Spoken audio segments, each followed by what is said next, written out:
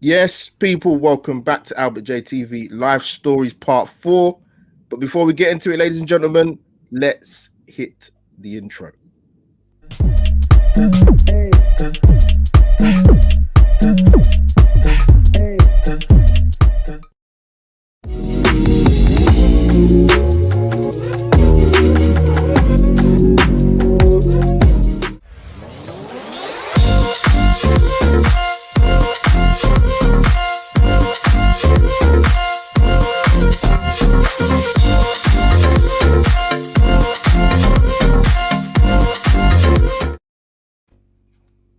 Yes, people, welcome back to Albert JTV Live Stories Part 4. I've enjoyed doing this series so far. As you can see, people, I have two very special guests with me who agreed to come on the show. Not even the first time asking, second time, first time they just said yes, come on. I was more than happy to have them on. Guys, if you haven't already, smash the like button and hit the notification bell. But guys, before you get into it, you should know what to do by now.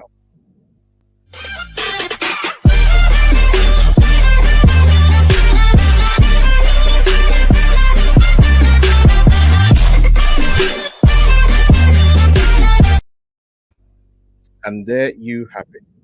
So guys, you can see along the bottom of the screen the banner. I have my two special guests. It's Instagram, no, Twitter details down long. So please go and follow them.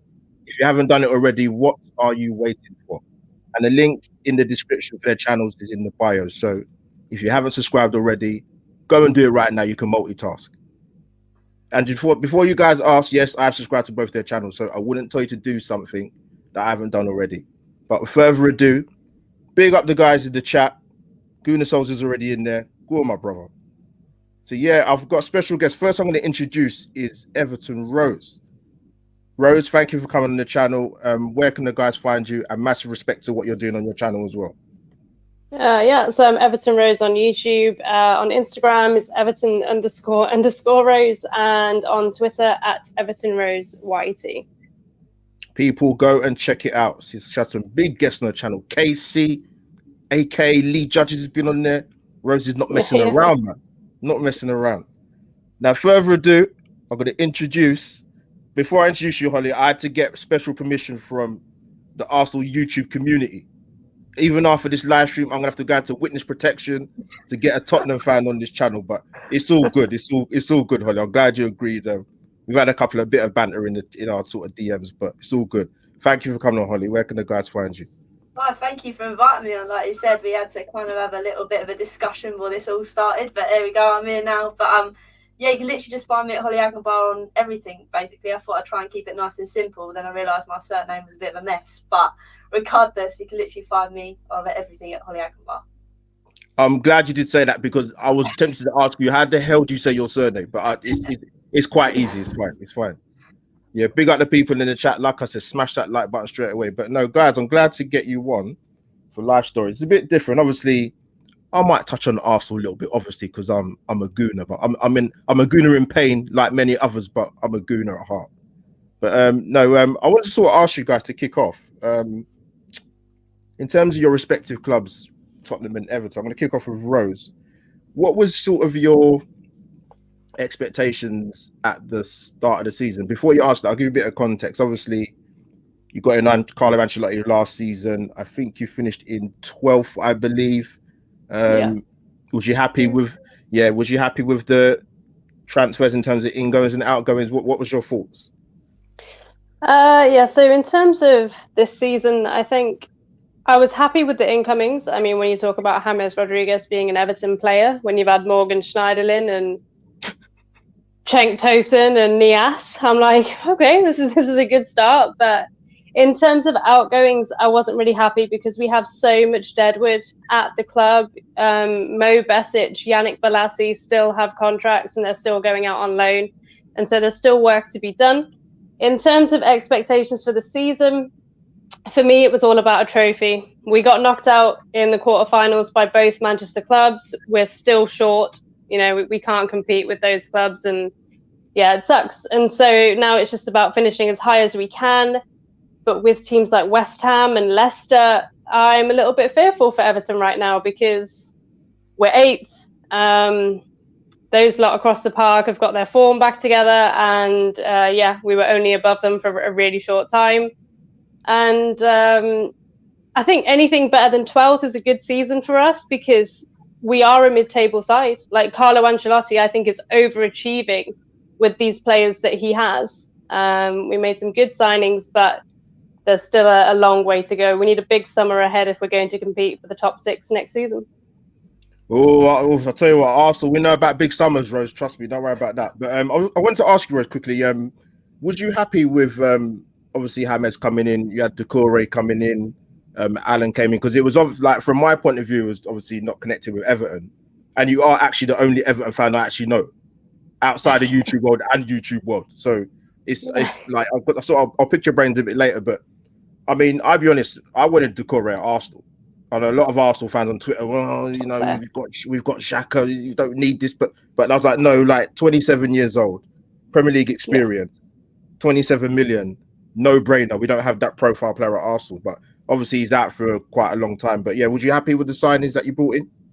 Yeah, definitely. The midfield was a massive area that we were just like passengers in. And even this season, we've been so unlucky. So like you say, Doucouré's out now for a couple of months. Alan's been out for a couple of months. James has been out for like 6 weeks. And the thing is with Everton that we are going to get those signings, because a fit James Rodriguez wouldn't come to us. So the fact that he hadn't played a lot of Madrid, that's why he came. Ancelotti's there, that's why he came. And so we're still in that kind of transition of, we can't attract the top player, but maybe we can attract those who aren't in form or have had injuries, etc., like those two. But yeah, no, definitely. I was happy with the signings. I just wish they'd played together more often. I think I read a stat, actually, that I think, aside with James, Luca Dean, Doucouré and Alan, has only played 6 times this season. Wow. And we've won 5 and drawn 1. So the players were right. It's just injuries and bad luck and, you know, that kind of thing. Yeah. No, you know what? I love Luca Dean. I think he's a fabulous fullback. Obviously, I don't love him as much as my Scottish Braveheart in Kieran Tierney. And you also signed Ben Godfrey. How do you think he's done since he's come to Everton?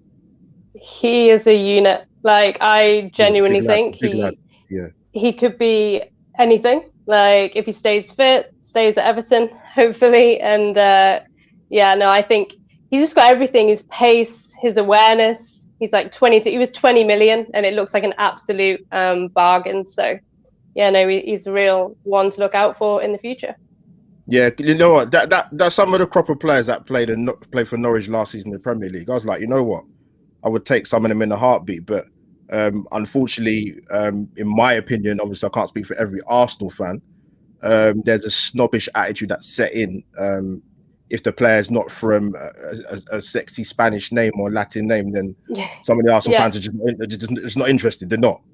So it's a shame. Yeah, we have that too. Like, definitely. Like, I just throw out names, and sometimes they get shot down, like Trossard at Brighton, McNeil at Burnley, like players that I think could step up. But then the fans are like, oh, but it's not an Isco. I say, well, you know, how many big signings like can we make in one summer? So anyway. Yeah, well, at least you got a little. At least you got a little bit of money anyway, because apparently Arsenal, we don't have anything. We're like cash converters, you know, FC Arsenal. But now, Rose, thanks for the input, man. Great stuff about Everton. Holly, let me come to you about Spurs. As you would have been aware amongst Arsenal fans, when obviously Mourinho was out of work, we was linked with him. Personally, I wouldn't want him anywhere in London, let alone near Arsenal. Personally, that's just my opinion. But yeah, what was your sort of thoughts in getting him, and also what was your expectations at the start of this season? So getting him, obviously, I was sad at the fact that obviously Pochettino went, but obviously it was the right time for him to leave. We were just so stale at that time; we weren't moving forward, and I think it was time to freshen things up. Kind of now looking back at it, I think Jose is kind of the last roll of the dice for Enick and the board. I think rather than getting a massive overhaul of players, they've just decided the cheaper option is to get a winner in, and hopefully he can push this team through. And I think at the moment it's hitting a roadblock because it's just not happening. It's really not happening at the moment. Souls. You know what, Holly? Sorry, go on, finish. I was gonna touch on that, but I'll come to let you finish. Sorry. That's all right. So yeah, I think if Jose is backed, which happens every single time we get a new manager, if he's backed, I can see us winning things, because let's be honest, our defense is so crumbly. It's just disgusting. There's probably Toby in there that I probably would put my life on doing a good job, but again, he's coming towards the end of his time at Spurs, I believe, especially with all the rumours flying around at the moment. He's not happy and all that stuff. But in terms of that, once we sort the defence out, Mourinho likes to play defensive ball. That's his way he works, and it does win things. It does win. It's not pretty to watch. It's not entertaining, but for Tottenham, we need to win something, because it's just embarrassment. It's pure embarrassment at the moment that we've gone this long without a trophy, and we've got the likes of, like Saul says, Kane at the moment, and he hasn't won anything for us. I was going to say, let's touch on it quickly. Actually, obviously, I've got my updates on my phone from Sky Sports News and BBC Sport News, and I saw about 11:58, I think it was, and 28 seconds, that Harry Kane, apparently, if you don't get Champions League, he wants to go. I'll be honest with you, Holly, right? I said to a couple of my mates a few years ago, just general talk about football and that. I said, if I was Manchester United, probably about 2 years ago, I would absolutely break the bank to get him. Because it's what's happened to what we heard today, which you probably knew about anyway, Holly, because you know your team better than anybody else. But would you surprised about this news that's come out today, or are you kind of like, oh, it's just a matter of time that this guy was going to kind of put this out to Tottenham? To be honest, I'm not surprised, because it happens every summer. Let's be honest, it's always the time. But now I'm a bit more like, actually, there might be some truth behind this. Now, Russ in the chat. Sorry, go on. I saw the emoji. Sorry. It would be a massive loss to Spurs, because God help us if he goes. But it's so troubling to think. I wouldn't blame him if he left. That's the thing. He's given so much to the club, and what's he got to show for it? A couple of golden boots. That's the sad truth. But I don't know where to go. I don't think he'll go to another London club. If he's going to go anywhere, I think it'll be City, or, like you said, maybe Man United for a rebuild. But I don't know if that's going to happen now. But definitely City. But again, we're not the minds of Harry Kane. It says he's expecting to leave. Now, that doesn't tell me that he's come out and said he wants to leave. So for me, I think it's just rumour mill again. We won't really know anything till the summer. Yeah. I think I heard even before this was a few days ago. I think it might have been during the international break that Kane's not going to come out and obviously say it, but there's pretty strong suggestions that he wants to leave Tottenham. Obviously, I think Mourinho's got a 4-year deal. This is his second season, right? Firstly, do you think he'll make the 4 years? And secondly, to add a bit of context, would you happy with your signings in terms of the wonder boy coming back from the golf course at Carnoustie, Gareth Bale, and then obviously Ndombele's had a season in the Premier League, and to be fair to him, what I saw a part of this season, I think he looked out of his world personally, and I can say that as an Arsenal fan, I can be honest. And Reguilon's a good fullback. So, was you happy with your incomings this season? I was, to be fair. Obviously, Bale's come back. It was nostalgia feel. We all went out and bought a Bale shirt, obviously, giving more money to Nick, but. It was a class window. But now I look back at it and think to myself, we could have done a lot more. That's just like a tiny drop in the ocean, so to speak, because of all the other problems we've got. And it was like the first time in a long while I was able to sit here and say we've actually got squad depth. The likes of Vinny coming in, obviously he's on the loan at the moment, but we've needed a backup striker for so long, and no one's going to want to sit on the bench behind Harry Kane. But to have someone there ready was just phenomenal. I think the last time we had that was maybe the likes of Deflo or Pavlyuchenko. Do you know what I mean? It was such a long time ago that we've actually had someone. That is a long time ago. Exactly. And that's the thing, like the whole weight of the team is pretty much on Harry Kane. And I think this season, obviously with Jose, you touched on Ndombele. Without the presence of Jose, you probably wouldn't see the Ndombele you're seeing now. Because I think Jose's way of working with players works for some and works for others. So obviously, you take Winks, for example, the geezer that's behind me, that I have behind me for banner. He has not done very well under Jose, because Jose will tell you how it is. If you're not performing, that's it. You get taken out. And I think that's really knocked some players' confidence, like Winks, like the likes of, who else is there? I'm trying to think off the top of my head. There's certain players in this team that have been here too long, like Dele, that think their place is there. You've got Jose that's and just been like, right, this is how I want it done. If you don't like it, suck it and dump it, basically. And I think a lot of our players in our team, because they've been there for so long, think they can just get away with half-assed performances, and we've seen that all season. That's the trouble. I don't think it's all on Jose. I think there is a bit of a mixture of complacency in the team, if that makes sense for their place. Yeah. So yeah, I wasn't happy this summer, but I also wasn't deflated at the sense of the players we brought in. But like I said, the likes of Bale has taken forever to kick on, and then him coming out and say he's coming for fitness, and I don't blame him, because let's be honest, it's probably his last Euros, so it's probably a given that he's coming to. So yeah, it was a bit of a mixed transfer window, to be honest. Yeah, I've got to be honest, and this is not banter. This is purely football. I know you're smiling already, but I'm being serious. Like when I saw some of your games last season, Holly, and I know it's the first game of the season, obviously against the Toffees, Everton, and then when you played Newcastle, I thought Tottenham were terrible, absolutely terrible. Yeah. I thought for the players you've got, I know. Listen, Arsenal United fans, they'd been happy to carry Mourinho out of Old Trafford, trust me. But the football, I couldn't believe what I was watching. I mean, I've had more fun at the library than watching some of the Spurs games I saw last season. Terrible. But yeah, before we move on to the next thing, Holly, I want to quickly ask you, what's your thoughts? What do you make of the situation with Dele Alli at Spurs? Is there a future there? Who knows, to be honest with you. I think the best bet was to put him out on loan in January. I think that would have been the best bet. He would have gone to PSG, I reckon, to reunite with Poch. He would have got his confidence back. It would be a change of scenery. He'd have a new goal to try and strive for. And then the biggest thing was he would have been in the shop window.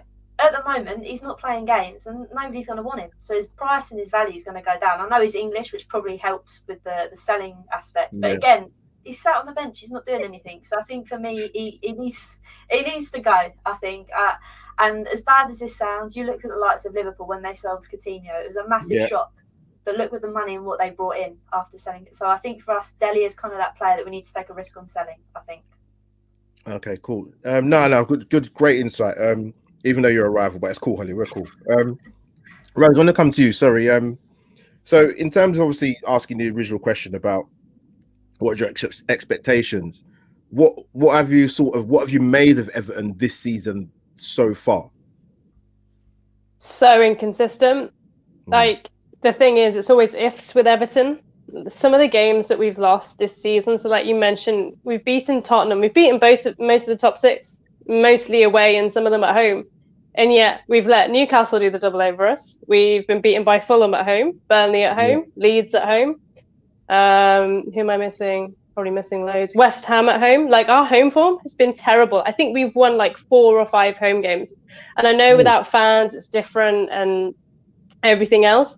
But I feel like professional pride, like we were played off the park by Burnley. We made them look like Barcelona. And this was like, it's just shocking. And so we sit in 8th. Yeah, it's a really exciting time to be an Everton fan. We've got Ancelotti, the new stadium. But then also, it's just the mentality at the club. I think there's just too many players, a bit like Holly's saying about Spurs, that they just don't turn up. I mean, for some of the games that they've played, the Burnley one in particular was a horrendous performance. The football, I can't even say what it was awful. Like the football was so bad. And yeah, I think Goodison would have been, the players wouldn't probably been able to get out. Like it was so bad, that game. Rose, you think it's bad at your stadium? If the fans are in our stadium, believe me, it'd be carnage. Like Millwall. Sorry. Yeah, but so I think there's probably lack of accountability in terms of Everton. They can just come stroll around the pitch for 90 minutes and then just leave after being, beaten like that. And normally, like Goodison is a fortress. It's a place that people hate to come, but this season people have loved it. Like they've just been picking up points everywhere. So away form's been good, home form's been bad, and hopefully next season, when there are some fans back, we'll see a change. But got to get some better players, basically. Yeah.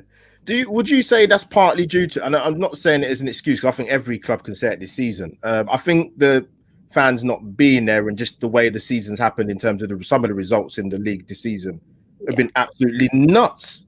I mean, the 7-2 with Villa, Liverpool. I mean, Liverpool losing 6 home games on the bounce. That's never happened in their history. Yeah, I mean, that's incredible. Or would you have said the same thing about Everton, even if there were fans in the stadium, for what you've seen this season? Yeah, I think I'd probably still be saying the same thing. Like, it's just they've just been coasting. like for years, just mediocre. Oh wow, we lost. We'll try again next week. It's just like you've got Ancelotti now. He's not going to take that. Like you have to like step up. Yeah, 100%. But yeah, I like that Liverpool day. That was good. 6 games, So, including Everton, who beat Rose, them I for the want to get first time this into century. There we go. Yeah, that was a big result. Big result. And you absolutely deserved it. Regardless of what they say about the penalty, I don't care. That you deserve to win. But yeah, I want to sort of ask you guys, and this is a specific reason I'm asking you, because as an Arsenal fan, guys in the chat, you will definitely sympathize with this if you're on all forms of social media, or particularly Instagram and Twitter. I'm going to start with Holly. What's your honest views on Arteta and Arsenal this season? Can I say banter? No, I'm joking. If you don't want people to come in the chat and just reach it, that's fine. Go ahead. We've got good people in the chat. It's fine.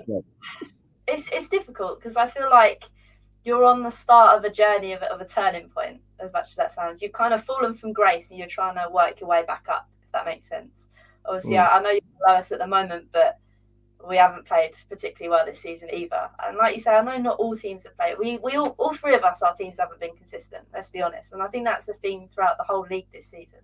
But yeah, I don't really know. I feel like Arteta's had that kind of thing on him because obviously he worked really closely with Pep. And I think sometimes you guys kind of big him up that much just because of that sentiment, if that makes sense. Yeah, I think being brutally honest, I think that's why. But again, you can never write someone off when they're just starting out. They've got to start somewhere. So sadly, that's with you guys, and maybe it's too soon for him. Who knows? Glenn, my Kenyan brother, I love you, but I'm not going to kick her out. Now, I've got her on the show to have her opinion. I can't kick her out, but no, he's joking. Go on, Glenn. It's all good. It's just like you say, you've just got to stick with your manager. That's the thing. I think if you just put out too soon, I mean, we spent 5 years with Poch, okay, warranted. We didn't win anything with him, but there was progression. So if you somehow get 100%. After Arteta, you've just got to stick with it. It's too soon to write him off, I think. But that's the big difference, because you mentioned the key word, progression. If you look at, I'm gonna don't even that word is banned from my channel. I've never used process on my channel whatsoever. Rose, before I come to you, and I'm glad I've got you on actually, because obviously the club you support. Amongst the Arsenal fans, a lot of them don't view Arteta that highly. Obviously, from his playing career at Arsenal, even though he was part of a period where Arsenal were just hopeless. We're still hopeless, but when he was playing, for Arsenal back in whenever it was. And do you think there's ever a conceivable part where Arteta would have been considered for the Everton job, and obviously Ancelotti comes the other way? Did you think that was going to happen? I was shocked. The only reason that I thought he wouldn't is because of his ties with Chelsea. I think Ancelotti, he doesn't often do that. He doesn't then switch, to my memory at least. But yeah, no, I was thoroughly shocked because I thought Arsenal were in a position, personally for me, you needed someone who knew what they were doing. And if Ancelotti was available, been there, done it at the time, and I don't know if I agree with that now, you had better players than us, probably still do in terms of internationals, Champions League players.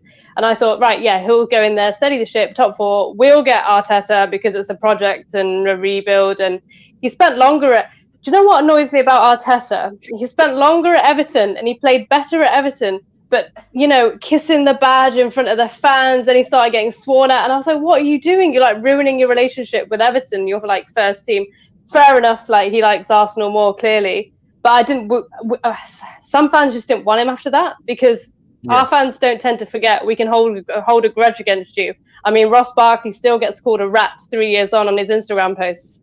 So Everton fans do not forget what you've done. And I think Arteta actually knocked us out of the FA Cup at the time. So it's like a knife in the back. But I was genuinely really surprised that Arteta didn't come to us and Ancelotti didn't go to you. That said, I'm pretty happy about it because Ancelotti seems to be steering the ship. I agree with Holly, though. I think there have been signs. So your FA Cup win and how he tends to set up against the big teams. I know you had a bad defeat to Liverpool last week, but a manager just needs time. And if after this transfer window you invest and you give him who he wants, and then you're still at this point next season, I think he'll go. But has he really been backed? Like, I can't really remember who you guys signed. You signed Partey, Gabriel. Yeah, Is that it? He's been back more than Emery. Trust me when I say that. I've heard that. Yeah. So he has signed players, and I think Emery did have a worse crop of players. I just think with the league's unpredictability, I don't know if you're going to sack him. So Rose, by the same token, then I don't know. Yeah, sorry. Sorry, do you want to? Yeah, that's a good Shane. Big up Shane in the chat. He's basically making the point that, you know, Arsenal was sold a dream in terms of coming to the Emirates in 2006, and we're going to compete with Bayern Munich, and yeah, that was a lie. So I think that's the kind of the point Shane was making. How do you feel about the new stadium move when it happens? It's needed. We've got 10,000 people on a waiting list. You know, the fans are there to take it up. I do agree there have been some cautionary tales. West Ham up until this season, you guys. But I think I've looked at the plans, and it's purpose built. Like, I feel like with West Ham's move, it was never a football stadium. Like, it wasn't built for them. No. So, I mean, I've been there once, and like, you can't even like who's that? Like, you can't see like the players is like that far. Like that, like the pitch is so far away. It will be sad to leave Goodison. I love Goodison. I think the pillars add character, the history that we have there, the trophies we've won there. It will be a really sad day, but we've got 3 seasons now to build a team that's ready to go into that stadium that can actually compete for at least Europe. So hopefully it's positive, like when Ancelotti says that he wants to take us there as well. And I feel like that's a pretty bold statement, saying you're going to stay here for 3 years when he doesn't normally do that. And so, I think it's positive and negative. Yeah, no, great insight. Thank you. No, I think with the Arsenal thing, Arteta, but like I said, where he wasn't thought of very fondly as a player, I think the problem was, I mean, I remember Arteta at Everton.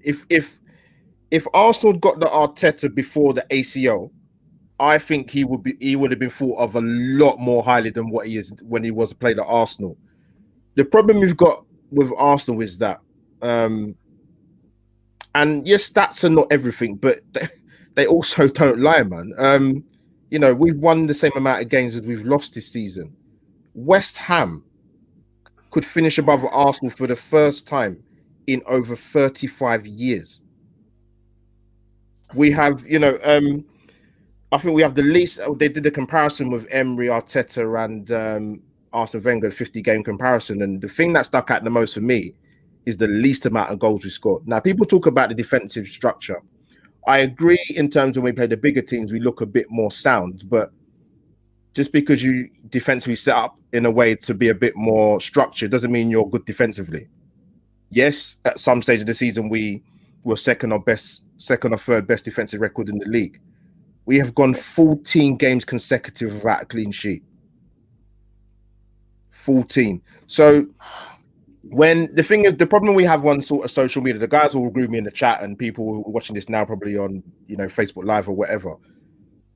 There's no in between. There's the people that want Arteta gone ASAP, driving to the airport, don't come back again, or you've got the ones that are positively, you got to give him the summer, got to give it. But football doesn't work like that. The board could wake up tomorrow within their rights and change their mind and say, you know what? Even if he won the Europa League, for example, I said if he wins it, it gives him a season, because to deliver Arsenal an European trophy for the first time since 1994, that's a big feat. Wenger didn't manage that, but I just think they might look at it and say, you know what? Is Arteta winning the Europa League? Does that sort of gloss over the worst Premier League campaign since 94-95? Because we're on course for that. And that I want the ball to be less spineless and a bit more proactive. So I don't have any sentiment towards any of these group of players for Arsenal in the last 5-10 years, maybe longer. And I definitely got that for the managers, because the football club is a star. As Kenny Ken says, no manager or player is bigger than the football club. So I don't get caught up too much in that Arteta out, Arteta in nonsense. If we don't get the results, it's a results business. you shouldn't be in the job. If we lose on Thursday, you two have seen the fan base of Arsenal on Twitter. If we go out on Thursday, you guys want to turn your phones off, honestly. I know you don't support Arsenal, but you want to turn them off. Because to me, his position would be untenable. It would be, but yeah, that's my thing. Let me go to the chat, see what the people are saying. Right, let's Rose, love there, Rose, in the chat for you, man. Don't worry, Holly, it's coming, man. I know you're Tottenham, but it's coming. It's coming. More shot out everyone are moving forward footballing wise. Thanks to our old guy. Yep. There you go. Good point, Sentiment FC. Yep. I mean, I'm gonna not let's move on to some other aspects of why I brought you two guys on here. So let's get into the next thing. So kicking off with Holly. What is the background story as to why you supported that other lot down in North London? Well, sadly for me, my dad was born in Enfield, and he used to always bunk off school and watch the Tottenham lads train down the road. So that's why I'm a Spurs fan. I don't know whether it's a good thing or not. At the moment, it seems like a bad thing because no, it's never a good thing. It's not a good thing, Dave. I'm depressed every week watching Tottenham bottle leads, but yeah, so that's why I'm a Spurs fan, really, because of him and because of my family, basically. So it's quite a nice bond. So, well, when we're winning. Yeah. So what? Yeah. To add further to that, so what's sort of your first memories and sort of earliest memories, and your sort of your best memories is from what you remember as a Tottenham fan of seeing games or a certain game. What was it for you? Well, so I kind of got late into watching Tottenham, so to speak. As in, I've always whenever they were playing on the telly, I'd watch it, but I never really taken interest until my dad was like, "Oh, do you want to go along for a training session type thing?" So it was like a coaching course in Chigwell, the old lodge. And I went along, and it was so funny because I rocked up because I was the only girl as well. So I spent a whole training session day at the Chigwell Lodge, which was really fun. And then from there, I was like, actually, I need to probably take an interest in this because I like playing football and my dad supports Spurs, so I might as well crack on and support them properly. And then from there, it was pretty much just going to games now and again because playing football the weekend kind of took the precedence over actually going to football matches. But the first proper football match I went to was for it sounds so bad, but it was so late. It was my 16th birthday. Went to watch Crystal Palace versus Tottenham at White Hart Lane with my dad, so that was really exciting. Obviously, Sonny scored his first Premier League goal as well, which was a madness. So that's probably not my earliest, but my favourite memory, so to speak, going to watch football with my dad. What was your first memory of a North London derby? Oh God, that's a good question. Sounds really bad, honestly, it does. But literally, because I played football, that kind of took more presence over actually watching games, if that makes sense. I think that makes sense. That makes sense. The biggest one that sticks out for me is probably when Kane scored that goal from. He scored it from by the corner flag. I don't even know how he managed. All right, Holly. All right. Just cut. All right. We weren't that far, but I know.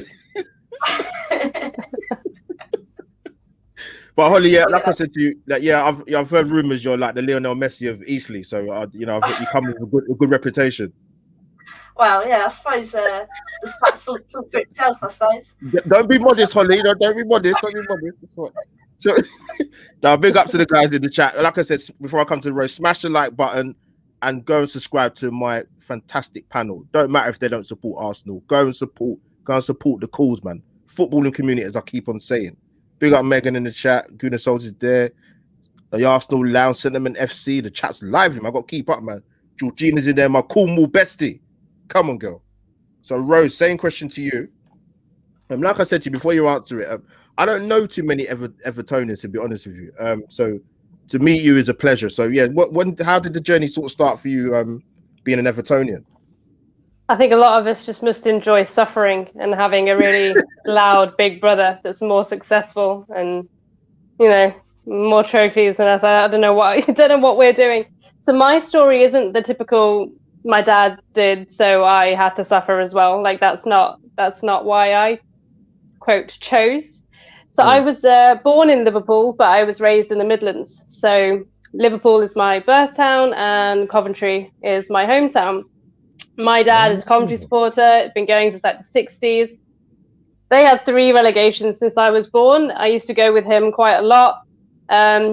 around 2011, 2012, I started to get like more into Everton.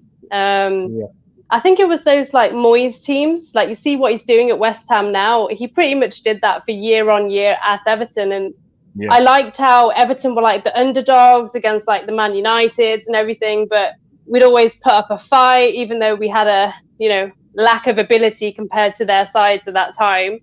And so I guess you could say, well, I chose. I mean, not necessarily could be classed a glory hunter because what have we won? But interestingly, so behind me there's a little, I don't know what they're called, that triangular. Yeah. I was a mascot actually. I feel like it was meant to be. I was 5 years old and I was a mascot for Coventry, but the game that I got chosen for was Everton away. Yeah. So like I feel like it's always kind of been there that I was going to follow Everton, and I just loved Tim Cahill and actually Mikel Arteta, Leighton Baines. I just thought they were really, really good footballers, and I like Moyes as a manager, and just generally like Everton, the people's club. Like I just, whenever you go to Goodison, it's just like a family atmosphere. You just feel so familiar, and yeah, I guess that's where my relationship started with Everton. And I remember the blessing that my dad gave me. It was Christmas, and Jelavic was on fire for like 6 months, and I really wanted a Jelavic top, but I was like, I can't get it myself because Dad hasn't given me permission to like switch allegiance to Everton. And so for Christmas, he got me a Jelavic top, and I was like, okay. So that was around 2012 time, about 10 years ago. So that's the Everton story. Yeah, I remember. Yeah, he had a good period. I remember Jelavic. Wow, that's a good name, man. I tell you. As soon as I got the shirt, he stopped scoring. So, Rose, man, come on. Oh God. But you know what? Because I live in I'm Southeast London born and bred, so I played football at a decent level, and I used to play in the Birmingham area, which is like it's just Millwall. There's no other football team you support, so they loved Tim Cahill down here. If it was down to the Millwall fans, they'd have a statue of him in the stadium, not even outside it, in the stadium. So they loved Tim Cahill. So no, Rose, fantastic stories, man. So guys, God, there's a lot of the chat's lively, man. Good Lord, I can't keep up. Guys, I appreciate you coming in. I've got, like I said, amazing guests. Keep the chats coming in, like the stuff, share, comment, do all that necessary stuff that you should do. So yeah, I wanted to ask you guys. Let me get the next question up. This is a good one. Even I like this one. Even I've got an answer for it. So kicking off with, actually, I'll kick off with Rhodes, actually. Two-part question. Who's the best Premier League player that you have seen play and why? I know that's probably going to lean towards an attacking side, but it doesn't matter. I'll come to the second part afterwards. Yeah, so I think for the first one, I've seen Henri once and unreal. Like I think I was really young. Like it's probably a Coventry game. I was like 5 years old. But I just remember this team in red and white, and I was just like, what is going on here? So I think Arsenal, I'm not just saying that. Arsenal, I think. No, listen, but in terms of like, but one that I actually remember, Arsenal, like, I think you beat Coventry like 3-0. I think that's why my dad was probably so mad at the end of the game. Lukaku, the season before he went to Manchester United, I saw him there. It was Harry Maguire actually at the time, so he was at Hull. I remember, I think we beat them like 4-0 or something, and Lukaku was just terrorizing him for like 90 minutes. And obviously then he left. Yeah. But I think like in person that I can remember, Lukaku for me. Oh, good shout. Same. Well, I'm going to come to Holly. Right, this should be interesting. Wait, who's I even? Jesus, I don't even know who to go for. And the thing is, let me give you a bit of context. Like when I did the live story show. I think it was the second episode. I'm not sure. And I asked the panel in terms of who's the best player they've seen, like kind of worldwide. Mine was Zidane. I just loved the guy to pieces. I thought he was in a different league to what I've seen. People go, but what about Messi or Ronaldo? I said, but you're not listening to the question. You have to. So there's certain players that you just have a pull to. It doesn't mean you don't think Ronaldo and Messi are not fantastic, because they are. But for me, Zidane was that man. So maybe that gives you a bit of context, Holly. You might change your mind on who you're going to say to me, but it's fine. Well, now you said the name Ronaldo, I'm sat here thinking I'm going to have to change my answer again. But Go with your gut instinct. Go with your gut. Go with your gut. I mean, I know he wasn't. He's like, he isn't Premier League when I watched him. It was obviously the Tottenham game where we won 3-1 at Wembley. And I was lucky enough to be the centre circle person. You see, the thing behind me was like my tracksuit thing. So I sat in the middle and like shook the thing. And it was so strange because I was like the one. If I turned around, I could see the tunnel, and I could literally see like Harry Kane and Ronaldo like coming out of the tunnel. And for that game, it was just immense. Like, I know Ronaldo didn't really do a lot that game, but you could just see his awareness and his position on the pitch. I mean, Harry Winks shut him out the door, so it was good times. The only times Harry Winks has done anything.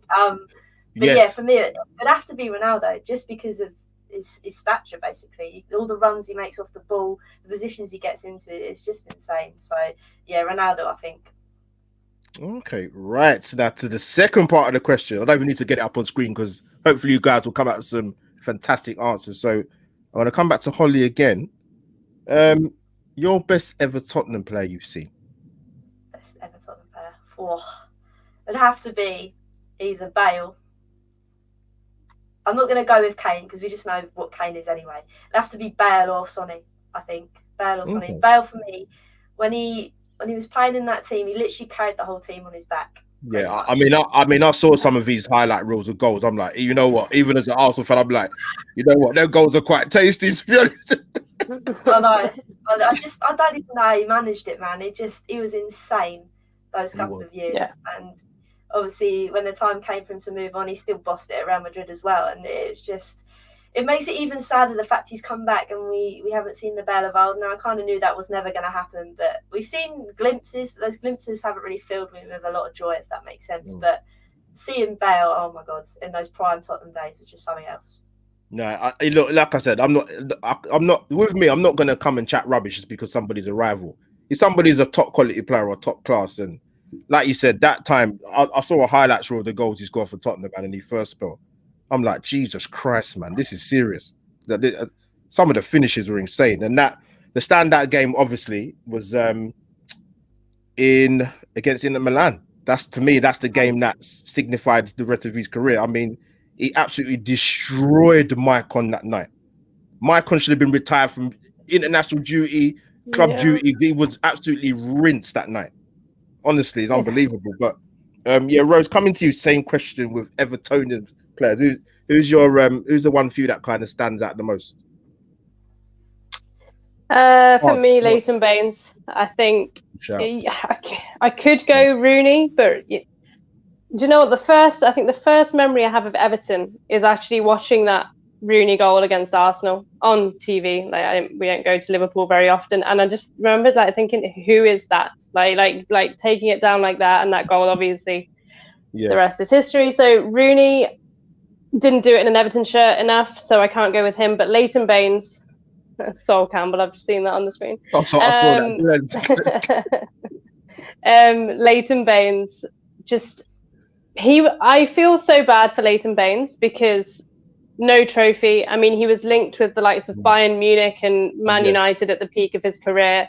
He stayed loyal. He didn't win anything, but for me, like, he's a modern day legend for us.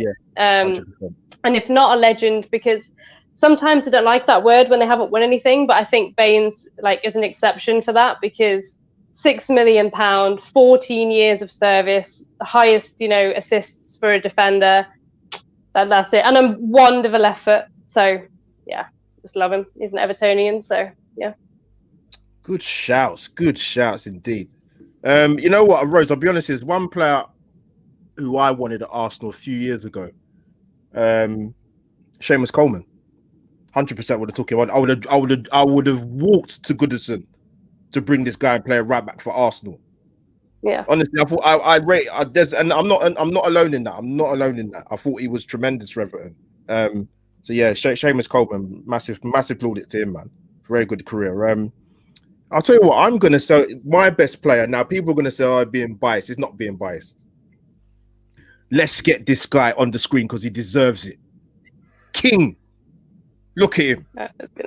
Yeah. I mean, I'll be honest, right? For someone that wasn't an out striker, I mean, the 8 years is at Arsenal, right? Let me just reel this off.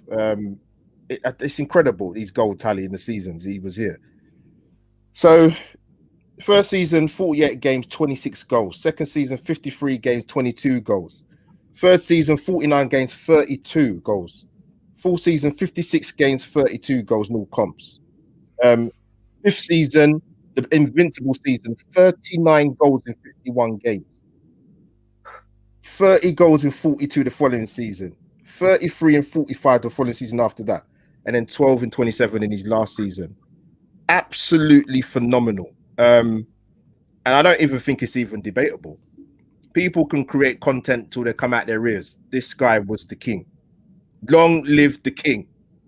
Anyone would have worshipped him. And to be honest, with the stats I just read out, those are just the goals. That's not even assists. And I know he would have quite a few of them as well, to be honest with you. So the chat is getting the chat's getting lively. So in terms of, I'll be honest with you, right? In terms of Everton and Tottenham players who I actually quite like, to be honest with you. The first, I'm going to go with the Evertonian player. He's ex-Leeds, ex-Newcastle. Rest in peace, Rest in peace, Gary Speed. I would say, for me personally, he was the best midfield player I see who could head a ball. Unbelievable getting into the final third. He's one of the best I've seen. Centre midfield, could play on the left, often emergency left back. One thing with Gary Speed is he was Mr. Consistent, very, very rarely injured. And I think at the time, at the period of time before his sad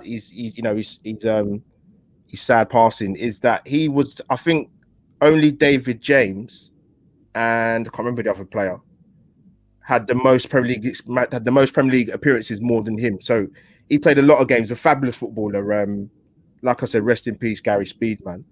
And the other player, he is ex-Tottenham, to be fair, but this is going way back. Ex-Sheffield Wednesday, ex-Marseille, Chris Waddle. Now, if anybody hadn't seen it, now I'm old enough to remember Chris Waddle. Like I said, I'm 21 plus VAT. If Chris Waddle was Brazilian, if he was Spanish, they would worship this guy. This guy's ability was insane. At the time, he played for Spurs for about 4 years, from 85 to 89. And at the time, when he went from Spurs to Marseille, he was the third most expensive player in the world at £4.5 million. That's a long, long time ago. But yeah, listen, like I said before, I'm an Arsenal fan, love Arsenal, but I appreciate top quality footballers. And Chris Waddle, for guys who are my age and older, or for the younger generation that didn't see him, if there's any clips out there, go and find them. Exceptional footballer, exceptional. So guys, let me get the next question up on the screen.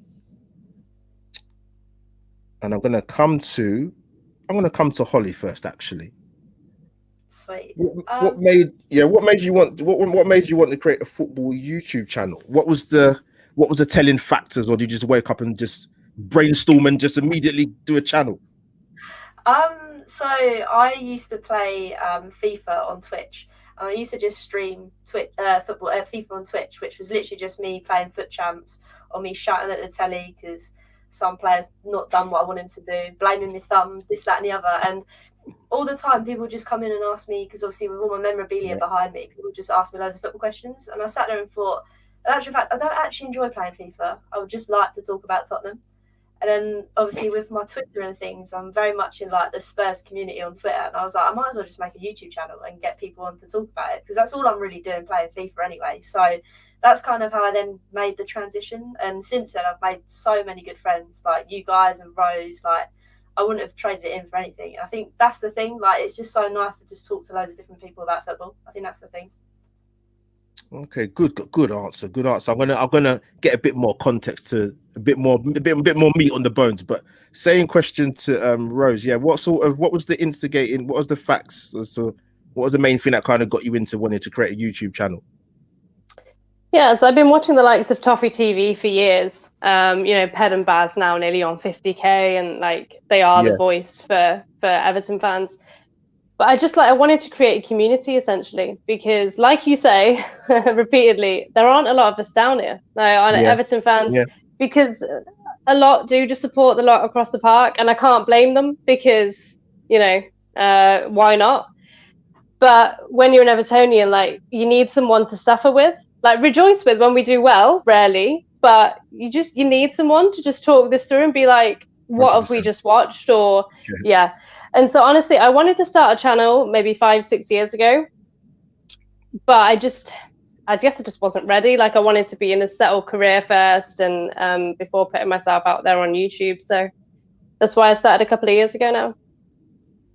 Okay, cool. Good answers. Good answers. I think I've spoken about it before. Obviously, I've not encountered you two guys. I've seen obviously a lot of people around YouTube. There's a lot of content out there. So if I sat down and watched everybody's content at Arsenal, Everton, Newcastle, United, I won't leave the house. So I need to give myself a bit of a break. I need to schedule it in. But yeah, coming across you two, amazing work. Big up to Holly for getting over at 1K in terms of subs, and Rose, you're doing amazing things on your channel. Guys, if you haven't already, what are you waiting for? Go and subscribe to my people that are in the panel. But no, amazing. So yeah, I want to sort of add a bit more to that.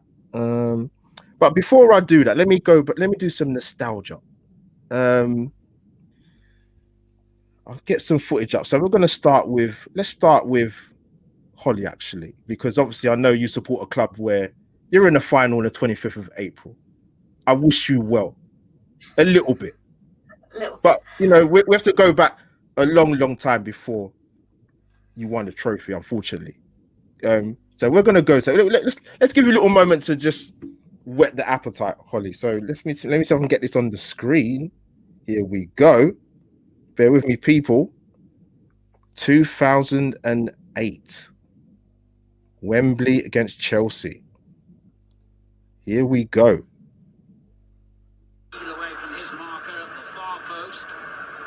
You better get used to this, Holly. Might happen again. Look at that. Jonathan Woodgate. Flipping hell.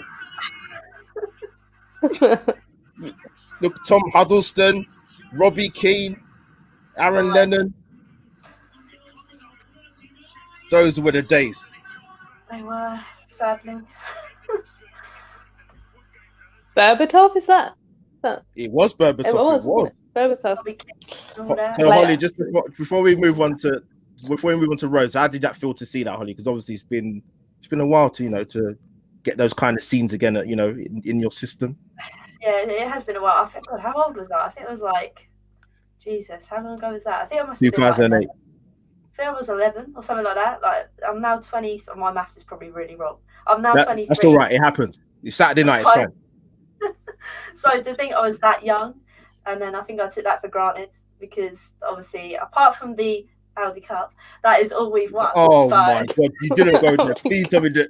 You know what? There's people that you remember you're on the Arsenal channel. I'm trying to bring you in gently. People.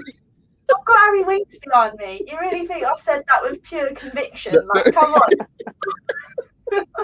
But no, I thought I've got to do, give you something to look forward to. Yeah. Rose, are going to come to you now. Now, obviously, I remember the game very, very well. 1995, the last time Everton won a trophy. You know what? I don't. I'm afraid. But Rose, you know what? We're going to give you the memories because you deserve it. Thank you. And obviously, we have an ex-player that I loved at Arsenal called Anders Limpar. Let's get this footage up because you deserve it, Rose. 1-0 to the Toffees. Right, let's get this footage up. This is FA Cup final, 1995. Wow. Long time ago. Let's get the goal. Come on, let's get it up. Here we go. Rose, this is for you. Thank you. Go on, Limpar, my son. Ex-Arsenal. Look at that, Matt Jackson right back. Wow. Graham Stewart. How did he miss this? Oh, right out. Right Brilliant. Out. There you go. Rose, there it is. There you go. Vintage. Those were the days. Yeah, definitely vintage. No, I thought a bit of nostalgia. Let me, come on, got to sort out Holly and Rose for that, man. But listen, Anders Limpar, ex Arsenal. So listen, loved the guy when he was at Arsenal early 90s. Integral, we won the league in 1991. Unfortunately, lost the semi-final to a certain North London rival many years ago, Paul Gascoigne. But we said it, and that's the end of that. We won't say any much more. But let's move on to the next part of the the topic. So yes, I'm going to come to Rose. What would your advice be to fellow females who are contemplating joining the football YouTube world? Pros and cons, and be as frank as you want to. I guess go for it. Like, I'm a really big advocate for women talking about football. I think it's really ridiculous that even now it's still a discussion. You have the likes of Alex Scott, who are, who's done it all at player level, but I feel like when a female pundit gets it wrong, yes, they're jumped on. Like, she is hounded for, like, if she makes the slightest mistake. Karen Carney as well. And so I have a lot of respect for them because they are going into a male dominated industry the same way that women on YouTube are, to be honest. Like, I guess a con for that would be expect the sexism. Just expect it, just hide it. Don't waste your time trying to engage with it. Like, I'm all for the difference of opinion. If you want to debate with me about a player or a manager or a tactic, that's absolutely fine. But 100%. Comments like "get to the kitchen," I'm just like, I haven't got the time to engage with you. Like, that is it. So I would say get a thick skin, because it will come. Like, as more viewers come, unfortunately, it just will. But if you're ready for it and you know that you can just ignore it and get on and do your thing, because I don't know if you guys know her, but I'm friends with Lambs, who's a Chelsea fan, and she started her own channel, and she's been on a lot of Chelsea podcasts. And she was saying that some people, I think, just can't stand when a woman potentially knows more about football about them, or they have the bravery to start talking about football. And you just have to acknowledge that that's out there and just keep going. And that would be my advice. Rose, spot on, 100%. Well said. Couldn't have put it better myself. Very, very prehistoric views of not even football, just women in football, just the in the kitchen kind of remarks. Listen, and I think the thing is, there's a lot of, I think there's a lot of guys, probably maybe ex-pros even, who in the mainstream media who would, let's just say, I think they would be very happy for it to just be for the boys' club, shall I say. That's what I will say. That's what I will say. So Holly, same question to you. What pros and cons, and what advice would you give to people from the time you've sort of been doing your YouTube channel, like Rose's as well? I just kind of echo what Rose has said, really. I mean, I used to get a lot more on Twitch because obviously that's gaming, and there was football involved as well, and there's just a whole nother level. But I found the funniest way to go for it, like the kitchen joke is so boring, so I just back it back and be like, I'll give you food poisoning, and then they seem to go away because you've upped their joke.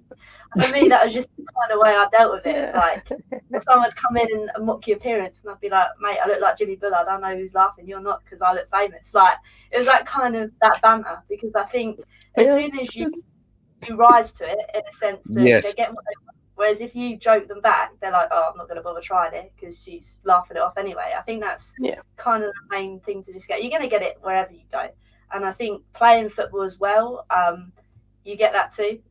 And kind of what Rose is saying with Alex Scott, and I've always kind of said this, I want females and people to be in that position because of their merit. I hate it when someone's there because they need to be there to balance out the card, if that makes sense. We need like a man, 100%. A woman, and I want them to be there because of merit. And I think that's kind of the frustrating thing, slightly going off topic, but with women's football in a sense, like people calling for equal pay. You're only going to get equal pay if the same amount of numbers go and watch you play. That's just how it is, sadly. And 100%. I think, so a lot of people finally see that way of thinking. I don't think it's ever really going to change. And I think just the thing I would say to people, go ahead and do YouTube, because I've never looked back, and I've made so many great friends, whether that's people watching or interacting with you guys like we are now.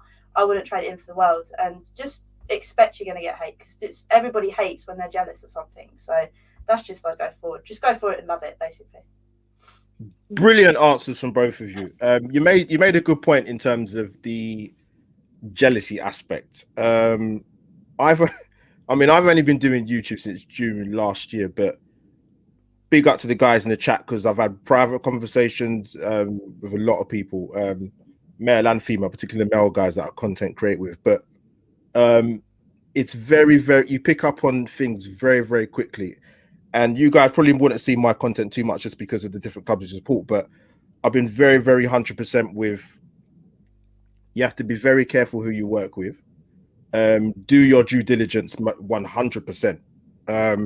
You won't always get it right, but listen to your gut instinct, because some people's motives in terms of wanting to do this YouTube world isn't great, and I'm being polite by using the word great. Unfortunately, that's the case. But I want to ask you guys, just obviously because I've had this conversation with one of my sort of guys. I'm not going to mention his name because I'm not going to do him like that. But in terms of, he's done a lot. He hasn't got a YouTube channel, but he's done a lot of live streams with a lot of other guys and a lot of females. So I actually asked him the question. I said, have any sort of the female YouTube content creators actually asked you to come on their channel? And he said no. And I thought, okay, that's a bit strange. I said, why is that? I said, he said, this is never asked. So sort of giving you a bit of context with that, do you guys feel it?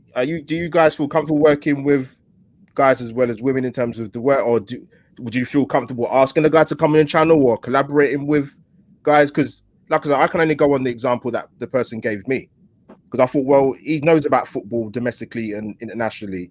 Why has a woman never asked you to come on your channel? I just find that a bit weird. I don't know. Maybe that's just what I've seen. But can you guys shed any light on that, or your views on that, starting with Rose?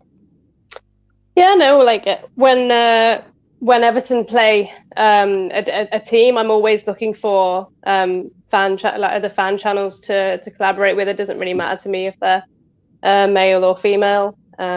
It's just like, you know, like you say, I mean, I watch a few videos just to check like what 100%. they're putting out there, and then I'm fine to work with either.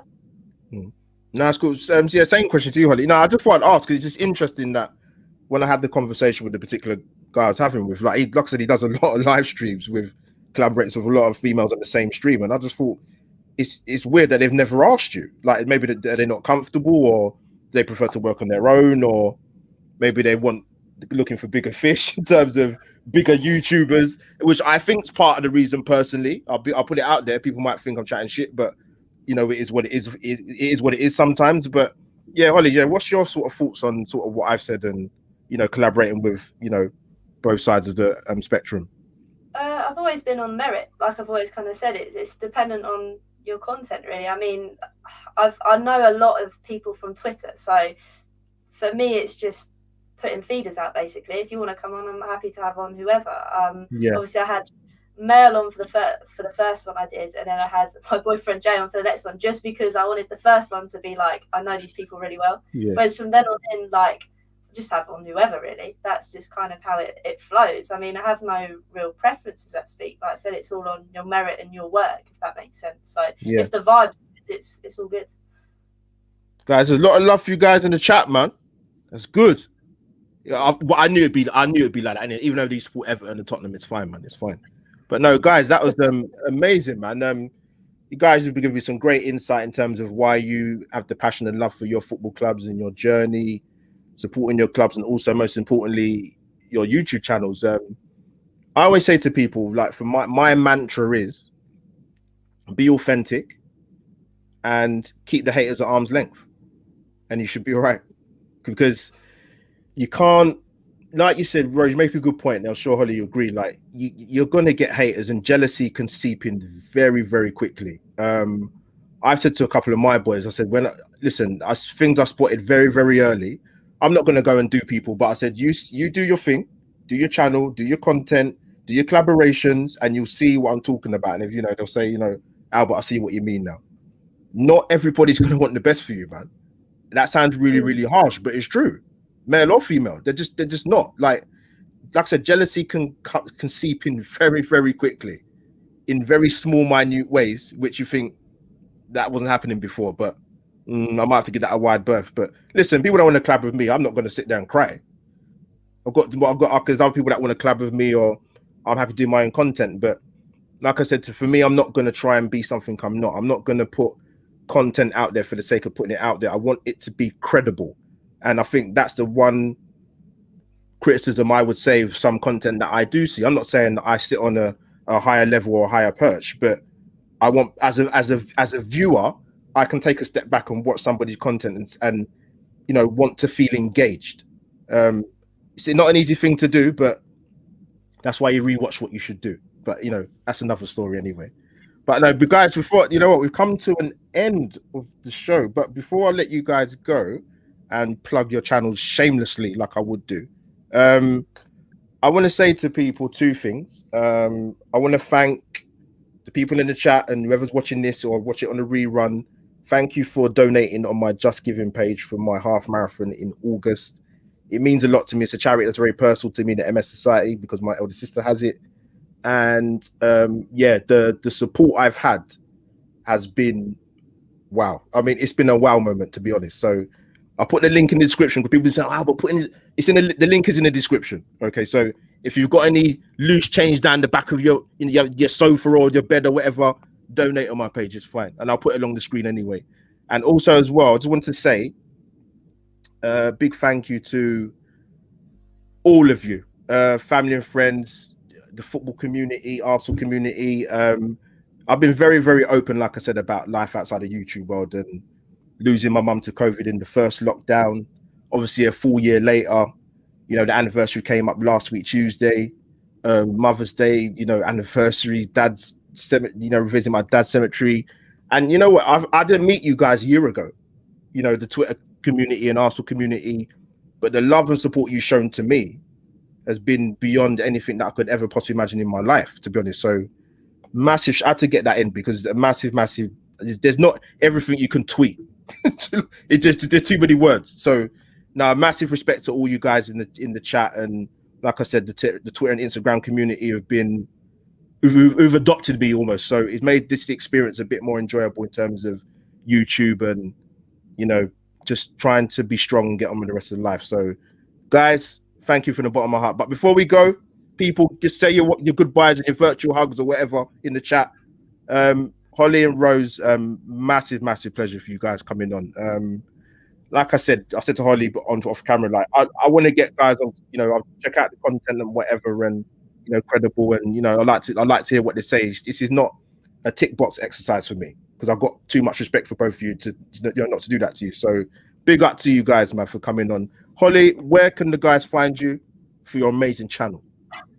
Literally just find me at my name. I try to keep it all simple, so that's literally where you got to find me at.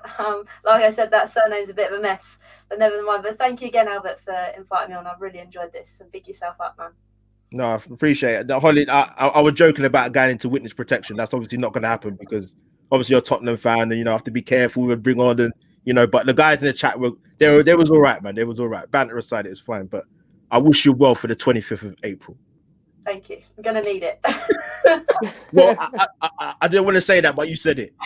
But now, guys, go and follow Holly. Go and subscribe to her channel. Don't even think about it. Go and do it.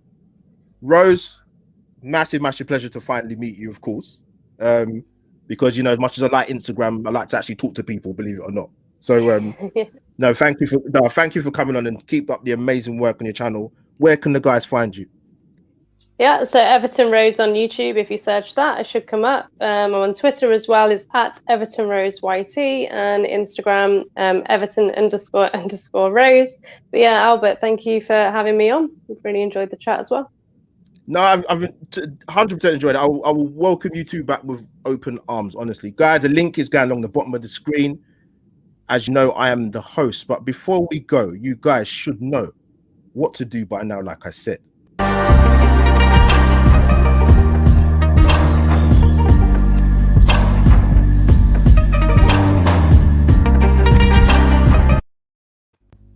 And there you have it once again. So yeah, that is me, Albert JTV, over and out. #Life Stories Part 4. We move to Part 5 next time. Take care, guys.